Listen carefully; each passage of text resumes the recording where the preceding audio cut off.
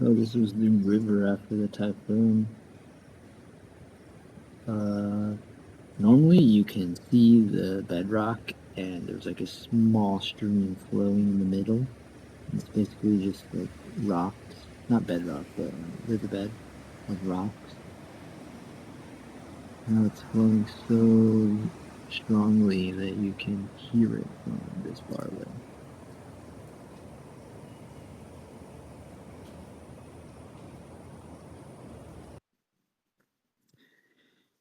And that was the day before Teacher's Day. So Confucius' birthday was also Teacher's Day celebration in Taiwan. It's like Teacher Appreciation Day. And at the Chishang Junior High, this is all the gifts that I got. And the red envelope is like 1,000 uh, new Taiwanese dollars of gift cards for uh, the PX Mart, which is like a grocery store chain, which is pretty cool. That's like 30 something dollars, which goes a decent distance. And then this is some moon chase light reflection. There's like just snacks inside. The other boxes also had a bunch of snacks inside. At my other school, Aluya Junior High, there's this bag and it had some snacks inside, and there's some shampoo, which was cool to get. Shampoo. And I got a bunch of these notes. This one is from a student, Irene.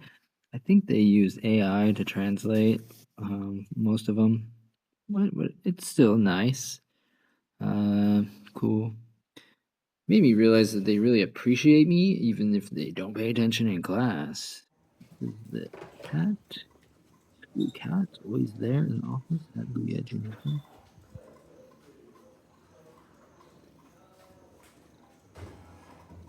Her name is Mimi.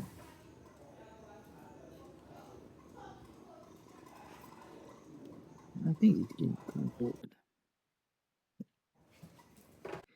And yeah, so then the weekend started, and Saturday, the Chinese medicine doctor that I've been going to, he does like gua sha and cupping and prescribe like different powdered Chinese medicines.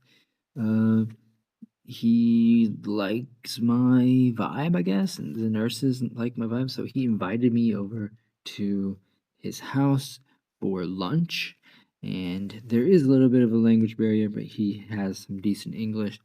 And he had told me that in the past couple years, his wife had passed away. And then earlier this year, his mother came to live with him, and he took care of her while she was battling uh, cancer, and so she also passed away about 6 months ago. And now he invites the nurses over to have dinner, or I mean, lunch, like every day. And so on Saturday, I'm free, and he invited me over, and he has a strict carnivore diet. So he cooked these like pork, and he made me steak and eggs. There's some potatoes. He also cooks other stuff. I think this is like a tuna salad. There's some crackers. He cooks other stuff for the nurses because they're not carnivore, but it's a nice treat. Then afterwards, we went to a nearby like trail, and we went on a hike. We went up like 1,000 feet maybe, looking over the town. It's kind of cool. There's a group picture, but I don't feel like putting a group picture of people that I didn't ask them for permission. And I don't know. Yeah, so cool views. There was also this tree that swallowed a water line, and we tried to see if anything happened, and nothing did. We moved this little valve, nothing happened. Then we came back to the house, and he prepared the white fungus and peach tree sap tea soup sort of thing, some kind of beverage soup thing. It was good. It was good. And then, yeah, I guess it's good for recovery and respiratory health. Then I left there, went home, relaxed, and then in the evening in the town, it's a small town, so there's not that much going on usually. So when there is something going on, everybody goes. And this was a small event in the park. It was for the kids. There's some activities and crafts and some food and music. There was the musician over here playing guitar, some craft selling stuff as well. Yeah, so that was Saturday. And then on Sunday morning, I parked my scooter at the train station and went a few hours north to Elon, where I met another Fulbrighter, and we went to this museum. This is actually the church that we passed on the way to the museum, and I thought it was funny. This woman was dragging her kid, or someone's kid, by her arm, and you could hear them singing beautiful songs inside the church. Really cool construction. Inside the museum, it was an Atayal uh, Indigenous Peoples Museum. You could learn about their different attire for different tribe members, different jobs, different attire. They also had facial tattoos you can learn about. There's a lot of translating. Everything was in Chinese and very few stuff in English, so we had to like use our phones a lot. There was some things like this that was in English, talking about the Yulan tea in this area. So they do have their distinct type of tea farms they have here. I didn't include a lot of pictures of the museum because it was pretty small, and it was cool. Um, but yeah, then the guy that I was with wanted to go to another museum. He's like, I went to the museum that you wanted to go to. Now let's go to the museum that I want to go to. Just a lot of museums for a day, but hey, this one was also pretty small, but there was a lot of stuff inside. It was the brick art arc, something like that. It wasn't officially a Lego place, but everything inside pretty much was Lego collection. They have the most comprehensive Lego figures of like the people character collection, the most complete one in the world, according to them. And yeah, this is the one that I took a picture of, the pirates versus the knights. It's kind of nostalgic for me. I didn't have this Lego. I never really had any Legos, but remember some friends had it or family members. I saw commercials for it, so seeing these like dragons and the coat of arms and stuff was cool, and the pirate ship Lego things, pretty cool. And I did take a picture next to this giant figurine of, I guess, the original Lego figure, space astronaut guy. And before I go to the next slide, I will preface it by just giving you the title. I feel like it's an artistic work that I captured here. I'll call it One Step into the Stream. Enjoy.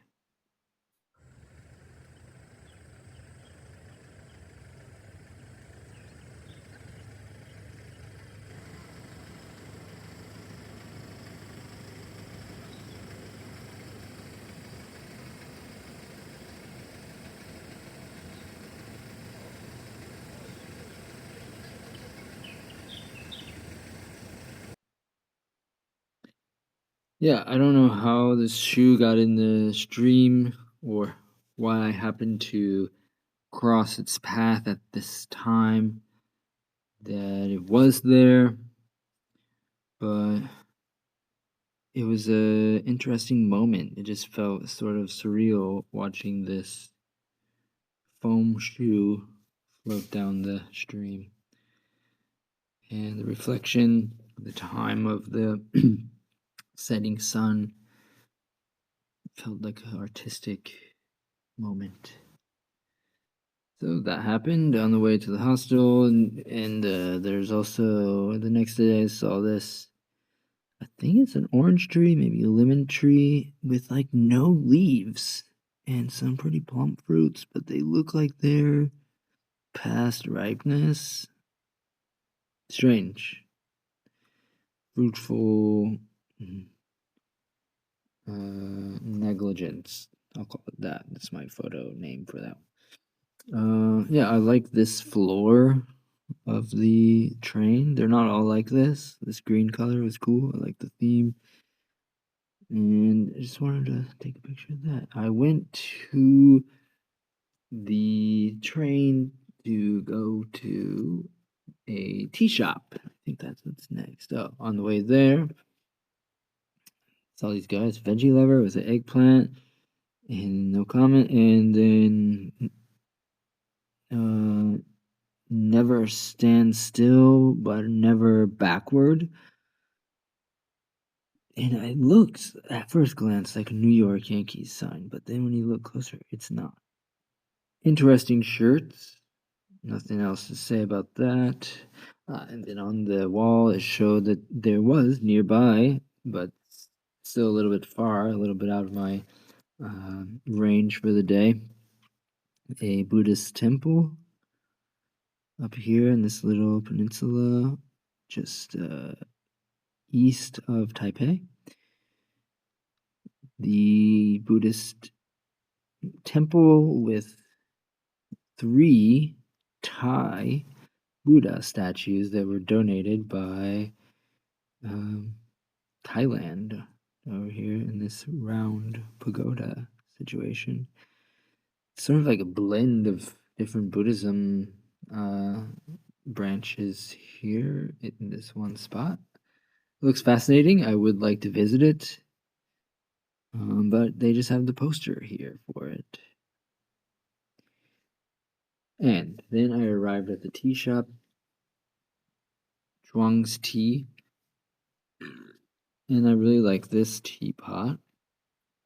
It has this staple, which usually is for like fixing a crack or mending the teapot, but in this case, it was just a artistic relish. Just there. And I love the color of the glaze. It makes it look like a cannonball, which I think these type of teapots are called cannonball teapots. Nice artistic expression here. And you can see the stuff under the glass is like some of their signature tea.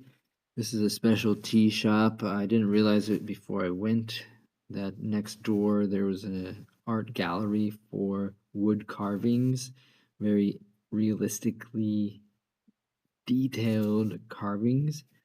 And they were like, "Oh, do you have a ticket?" When I walked in, I was like, "What? This is just like a tea shop or a store. Why do I need a ticket?" And they're like, "Oh, you don't want to go to the gallery?" And I was like, "I didn't know. I just came for tea." And then so he's like, "Wait for my professional associate to come." And I waited, and then she made some tea for me. And there was a couple types of tea. And yeah, it's a pretty good high-end tea. And I was like, "Hey, I'm here to buy some tea, but I don't want to give you the wrong impression. I'm not some rich guy." And they're like, "Okay, okay." But they still gave me some really good tea. And then I saw these wood carvings. Can you tell which one is real and which one's wood carving? I think it's not, at first glance, it's not too obvious, but I mean, it doesn't take too long to figure it out that this one obviously is real. But these are made out of wood, so detailed, and this the other deeper, darker color of this one is caused by um just pouring tea on it over time. And so this is like the fresh one that hasn't really had much tea poured on it yet, so it didn't absorb much of the tea yet. I think that's kind of a cool thing they have going. Too expensive for me right now.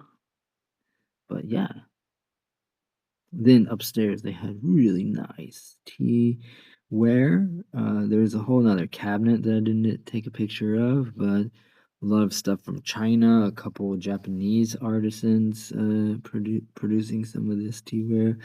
Over here is the silver teapot, water pot. All kinds of tea here. There's another wall of tea. I'll show you in the next picture. Some other teas here up top. There's tea up here, over top, up here, tea. There's tea everywhere. There's other rooms with tea. There's so much tea in this place, and a lot of tea ware. There's a lot of incense burning stuff too. So this was a wood or agar wood. It was just there. Smelled pretty good. They use this to make incense. Just grind it up, makes incense. You can put it in water, have an interesting flavored water thing, or they distill it down and make fragrances and perfumes out of it. This was the garden on the roof, like a little tea garden. It was extremely hot, so I didn't go out there. I was enjoying the inside air conditioning. Yeah, and here's a lot of the tea tables, a little more tea ware. They're all set up. Look like they're ready to serve tea. Like 4 different stations, some bowls and stuff over here. Big old Buddha. You can see some of the teas over here. I think these ones were like single origin, smaller cakes, and the rest over here are like blends from different mountains. So they go for the past 10 years or more. They would go to Yunnan in China and find the tea that's ready to be harvested and harvest the tea and process it there into these cakes and like blend them and like try them and yeah, really good stuff, but it's really expensive. So they also have more affordable stuff, which I found later.